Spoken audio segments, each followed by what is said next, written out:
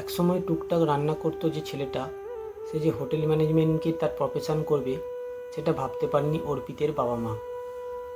আজ তাঁদের ছেলে ফুড চ্যালেঞ্জ কম্পিটিশনের ফাইনাল রাউন্ডে অংশগ্রহণ করতে এসেছে।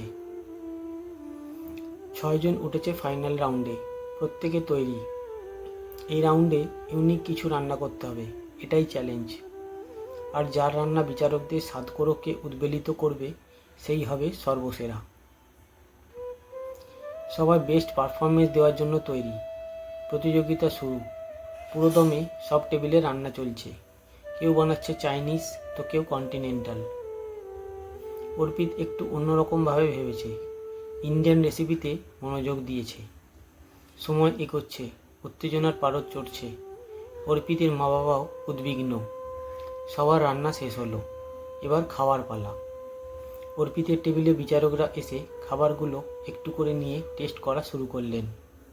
ও বুঝতে পারল না তাদের পছন্দ হয়েছে কিনা। রেজাল্টের সময় বিচারকরা বললেন, যাই খাই না কেন ইন্ডিয়ান হোমলি ফুডে আমরা মুগ্ধ। দইয়ের কারি আর দম পোক্ত অসাধারণ ছিল, মনে হচ্ছিল বাড়ির খাবার খাচ্ছি। আজকের চ্যালেঞ্জে প্রথম অর্পিত। মনে মনে ও ঠাম্মাকে অনেক ধন্যবাদ দিল। রেসিপিগুলো ওর ডায়েরি পড়েই পেয়েছে। বিজয়ীর সুযোগ পেল বেস্ট বাংলা ফুড রেস্টুরেন্টে শেফ হিসেবে জয়েন করার। বাবা মা জড়িয়ে ধরল ওকে।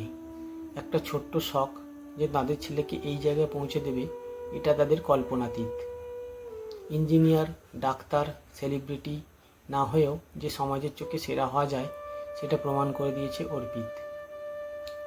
দম প্রফেশন মে নেহি, বন্দে মে হোনা চাহিয়ে, এই কথাটা আজ সত্যি মনে হচ্ছে অর্পিতের।